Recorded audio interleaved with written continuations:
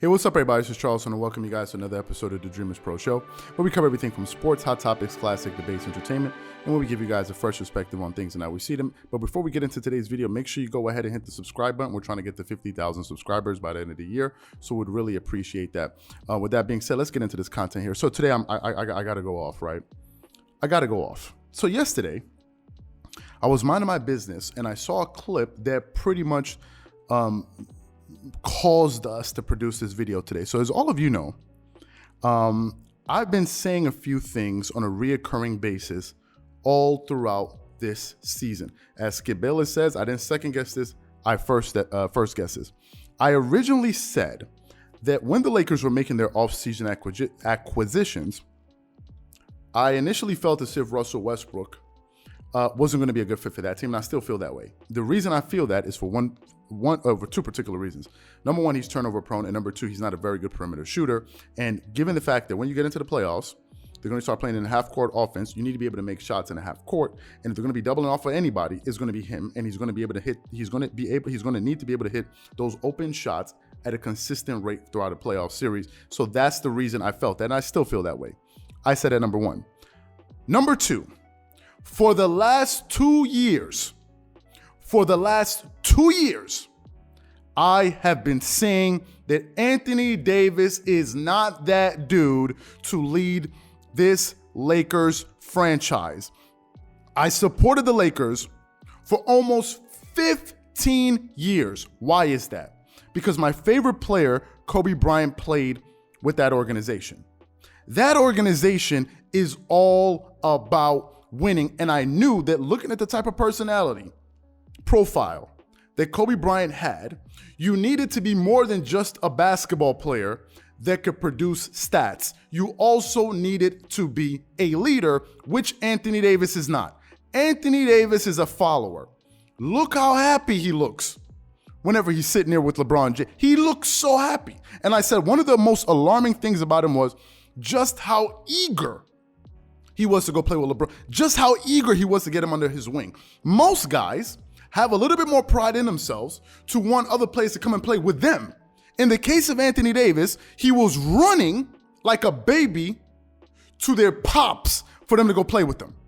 Think of Kawhi Leonard. Kawhi Leonard was trying to recruit guys to come play with him. Think of Giannis Antetokounmpo. Giannis Antetokounmpo was trying to recruit guys to come and play with him. Think about LeBron James. LeBron James was trying to recruit guys to come and play. But AD was in a hurry to go play with other players. And I said to myself, that wasn't a good sign. I said he is not the caliber player that you need to take this franchise to the next level and lead them into the future. And one of the other things I've been saying in the media is that too many people in the media are there selling dreams to Laker fans instead of giving them the God's honest truth. And that is exactly what it seems as if Charles Barkley has noticed. Yesterday, Charles Barkley went on a solo rant on Inside the NBA about this very particular issue that I've been complaining about for the last few months. So what we're going to do here, we're going to play his comments. I want you guys to take a listen to some of the things that Charles Barkley had to say in his audio. Then we're going to come back and we're going to give you guys our unfiltered thoughts on this particular matter. So before we go too far, take a listen to Charles Barkley right here. Take a listen to this. Hey, listen, y'all know I think that most reporters are cowards. They want to be friends with these players. And y'all just proved my point again.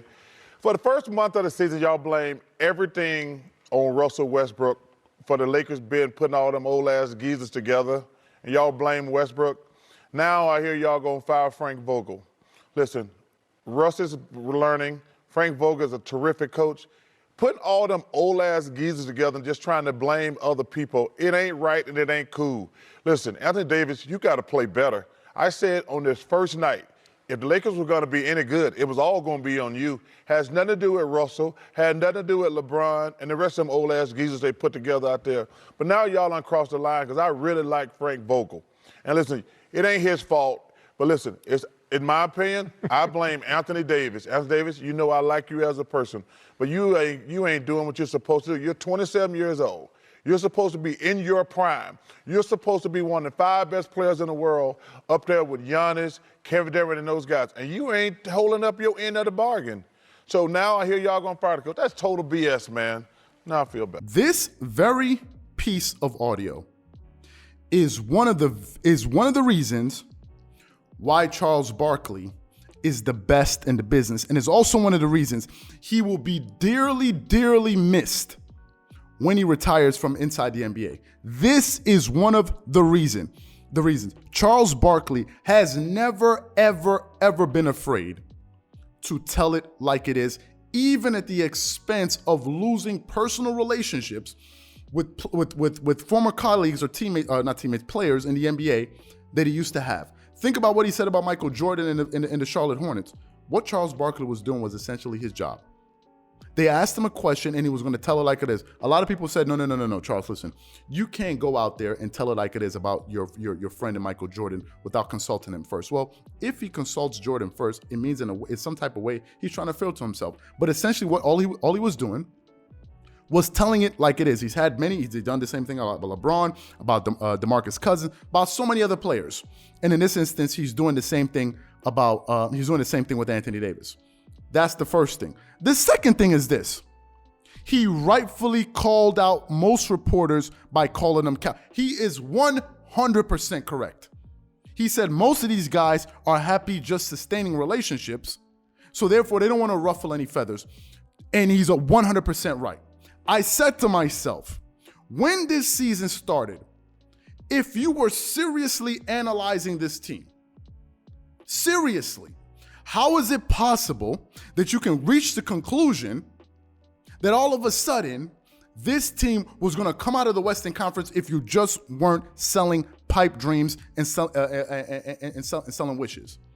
What went into your analysis to make you come up with that conclusion? If normal everyday fans come up with that conclusion, that's one thing because they're fans. But you as an analyst or reporter, you should be able to judge information dispassionately and give your opinion. And now what's happening in the media is this. We're basically arguing the arbitrage between what we thought the Lakers would be and what they currently are. That's all we're doing. The whole conversation now is centered on that arbitrage, on that delta. That's all it is.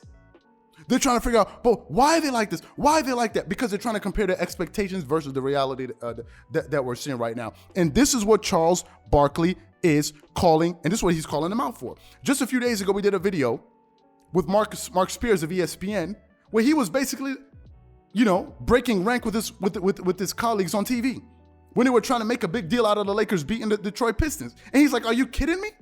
Are you kidding me? You expect me to sit up here and say some glowing things about this team when they beat the Detroit Pistons? They're supposed to be able to beat the Detroit Pistons. They have 3 top 75 players on their roster. They have one of the most talented rosters in the Western Conference. Why are we sitting here celebrating the fact that they beat this team? He's like, I'm not going to go for it.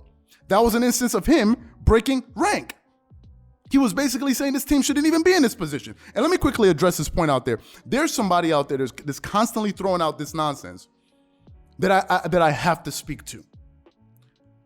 Whenever people try to give an honest critique on this team, there's somebody out there that keeps saying, only after 25 games? Only after 25 games?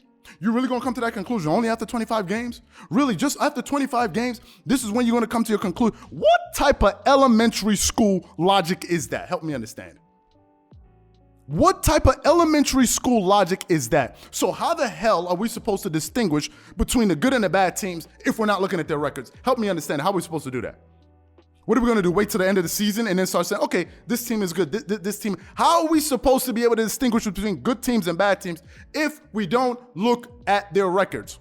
So essentially what you're saying is we don't need to take any position on the Golden State Warriors right now. They're not good. After 25 games, it doesn't mean anything. What type of nonsense is that? When you have this type of analysis being spewed out there, it's the reason why whenever you put up a piece of content, you have people coming up there. Some people writing a bunch of rubbish and nonsense in the comment sections. This is one of the reasons, and I think this is something that Charles Barkley is speaking to. Because these people are supposed to be informing fans. And when you're feeding fans nonsense, all they're going to regurgitate back to you is nonsense. And I'm very, very happy that they came out there and said this. Number one, Anthony Davis is not playing up to his level, something I already expected from him. I'm not surprised, not even a single bit. And number two, I'm glad that he called out these reporters because he's 100% right. Whether you like our channel, dislike our channel, one thing you cannot say is that we're up here selling you dreams. We're going to tell it like it is.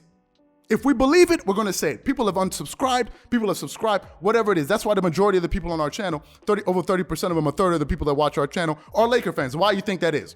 Because they want an honest take. That's what they want. People respect honesty. And that is something that Charles Barkley is speaking to. And I'm 100%, I 100% concur with all of his views that he put forward in that audio. I 100% agree with him. So what I want to know from you guys, what do you think about the comments that he made? Whatever you guys think, please leave your thoughts and comments in the comment section below. Again, if you enjoyed the video, be sure to make sure you go ahead and hit the like button, hit the subscribe button, and hit the notification bell to be notified whenever we drop our content. Once again, this is Charles here from Dreamerspro. Wishing you guys an amazing day and catch you guys on the next episode. Peace.